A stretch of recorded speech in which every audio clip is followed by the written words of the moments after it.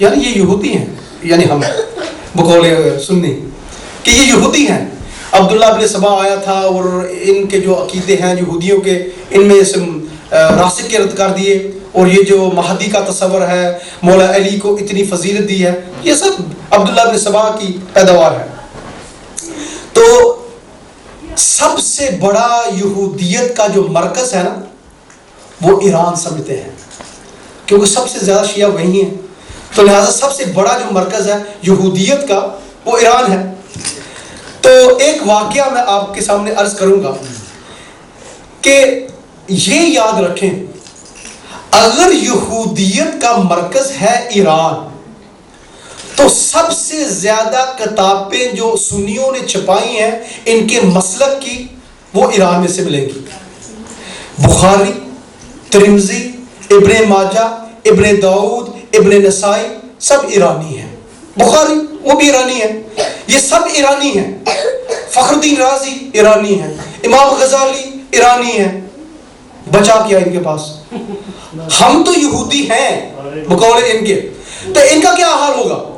جو ساری کتابوں ان کی، سارے ان کے امام، پھر بات یہاں نہیں ختم ہوتی، پھر ان کا امام اعظم، ان کا امام اعظم امام ابو حنیفہ نعمان ابن ثابت فقیہ اعظم، وہ کیا عربی تھا؟ نہیں، وہ بھی ایرانی. جب ان کے پاس سب ایرانی ہیں تو ہماری طرف تو رجوع کریں، ہم دیکھ لیں کہ ہمارے کون ہیں. دیکھو، سید سارے عربی، قریشی، ہاشمی، اہل بیت سارے قریشی، ہاشمی. پھر اس کے بعد ہمارے جو علماء گزرے ہیں، علامہ ہلی عراقی عربی، سید مرتضی عالم الہدا عربی عراقی، پھر سید رازی جس نے نہج البلاغہ جمع کی وہ بھی عراقی عربی. عرب ہمارے ہیں، ایرانی آپ کے ہیں. دعویٰ آپ کے برعکس ہے، آپ کہتے ہیں کہ آپ یہودی ہیں، آپ ایرانی کی طرف رجوع کرتے ہیں، ہم عربوں کی طرف رجوع کرتے ہیں. یہ بتائیں، خود فیصلہ کر لیں کہ ہاں، کہ جب یہ تین جمع ہو جائے ایک جگہ، عقل وہاں واقعاً ختم ہو جاتی ہے. میرا لاسٹ پوائنٹ، میں بات مختصر کر رہا ہوں کیونکہ ٹائم ظاہر کافی ہو چکا ہے. یعنی ان یہودیوں کو شیعہ کس نے کیا؟ یعنی ایرانیوں کو، یہودی تھے بقول ان کے، سارا اسلام انہی سے لیا، ایرانیوں سے لیا. تو یہ جو یہودی ہیں، یہودی کب بنے؟ پہلے تو شاید مسلمان تھے، یعنی بقول ان کے ساتھ ایران ایک سینٹر ہے یہودیت کا، اسلام سارا کا سارا انہی سے لیا، یہودیوں سے. تو لہٰذا ایران شیعہ کب بنا؟ کیا جب عمر نے فتح کی تھی اس وقت سب یہ شیعہ تھے؟ نہیں. ایران کی جو ہسٹری ہے وہ 1000 سال سے سنی ہسٹری چلی آ رہی، سب سنی تھے، بادشاہ سنی تھے. تو جو واقعہ ہوا ان کا شیعہ بننے کا، وہ ایک لطیف بات ہے. وہ یہ ہے کہ بادشاہ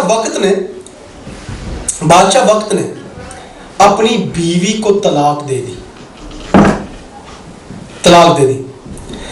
اور سنیوں کے نزدیک جو 3 طلاقیں ہوتی ہیں ایک نشست میں، جیسے کہ طلاق، بس 3 طلاقیں جمع ہوئی، اس کے بعد سنی کیا کریں اگر رجوع کرنا چاہیں واپس اپنی بیوی کی طرف؟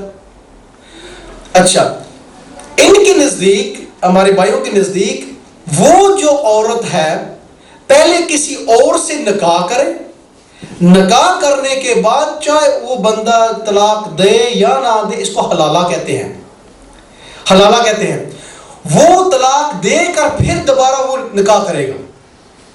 تو ظاہر کہ ہاں کہ جو بادشاہ تھا وہ اس کی غیرت کیسے گوارا کرے کہ ہاں کہ میری بیوی، ایک بادشاہ زادی کسی دوسرے بندے کے پاس جائے، اس سے بعد طلاق لے کر میرے پاس آئے. اس نے کہا کہ ہاں کہ میں تو یہ تو نہیں ہونے دوں گا. اس نے کہا ہاں کہ سب مفتی بلائیں. مفتی آئے سنی، حنفی آئے، انہوں نے کہا کہ ہاں کہ ہماری فقہ میں تو ایسا ہی ہے، آپ کو ایسا ہی کرنا پڑے گا، حلالہ کرنا پڑے گا آپ کو، اس کو کسی اور سے نکاح کریں، وہ طلاق دے کر پھر واپس آ گئے. اس نے کہا کہ ہاں کہ مجھے منظور نہیں ہے. پھر سب جو ان کے مسلک کے بندے تھے، جو حنفی تھے، مالکی تھے، سب نے یہی کہا، شافعی تھے، حنبلی تھے، سب نے یہی کہا کہ ہاں کہ آپ کو ایسا ہی کرنا پڑے گا. اس نے کہا نہیں، کسی اور سے پوچھو. کوئی بندہ نیک تھا، کوئی کہا کہ کم سے کم کسی شیعہ سے پوچھ لیں وہ کیا کہتے ہیں.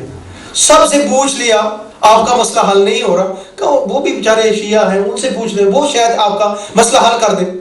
تو لہٰذا جو ہمارا اس وقت کا بزرگ عالم دین ہے، میں نام نہیں لوں گا کیونکہ وہ عالم علامہ ہلی تھا یا نہیں، علامہ ہلی تھا یا علامہ ہلی تھا. تو علامہ ہلی نے ایک کام کیا، جب اس کو بلایا گیا تو جب اندر وہ داخل ہو رہا تھا اس مجمع میں، ایک شاہی محل ہے، اس نے ایسا کیا کہ اپنی جو جوتی تھی اپنے بغلوں کے نیچے لے لی. جب اندر داخل ہوا تو جو وہاں بزرگ بیٹھے تھے، وزیر بیٹھے تھے، مذاق کر رہے تھے کہ دیکھو اتنا بڑا شیعوں کا عالم اور جوتی اپنی ساتھ بغل میں لے کر اندر آ رہا ہے، اس کو اداب کا بھی نہیں پتا.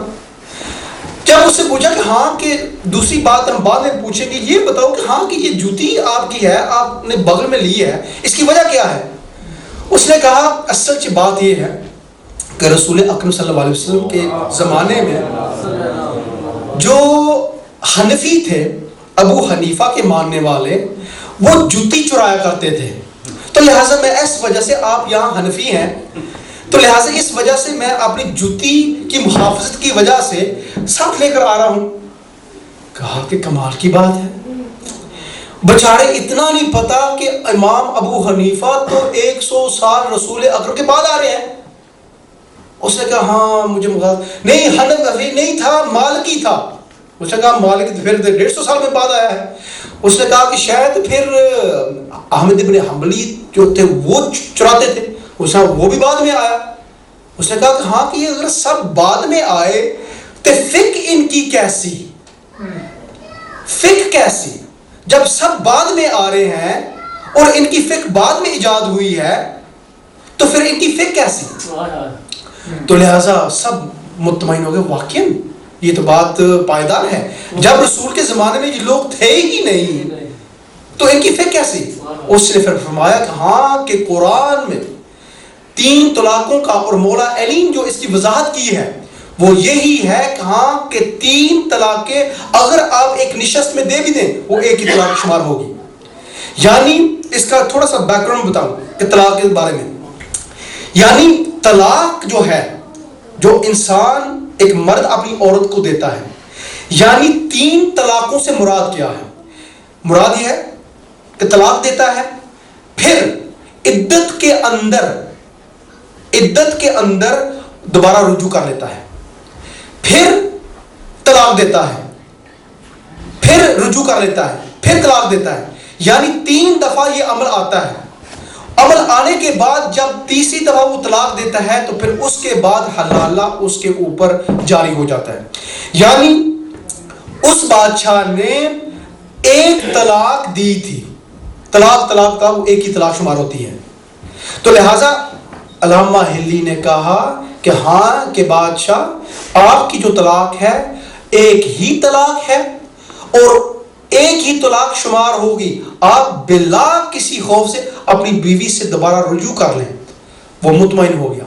اور اس کے بعد اس نے کہا کہ آج کے بعد شیعت جو آفیشل مذہب ہے ایران کا وہ ہے.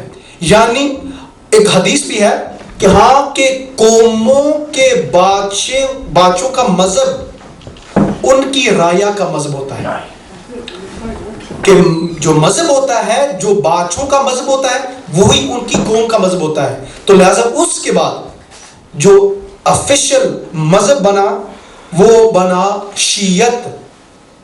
یعنی دیکھو ان کا بیچاروں کا حال کہ ہاں کہ یہودی کرتے ہیں کہ ہاں کہ ایران سب سے بڑا مرکز ہے یہودیوں کا، اور ان کا سب سے بڑا جو سرمایہ ہے یہیں ہے۔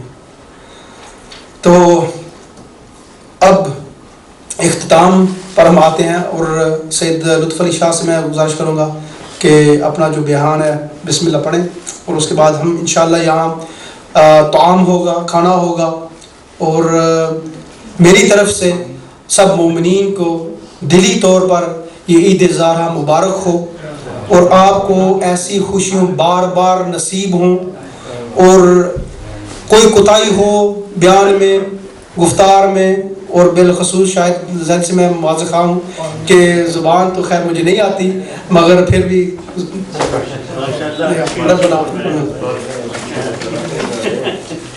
اللهم صل على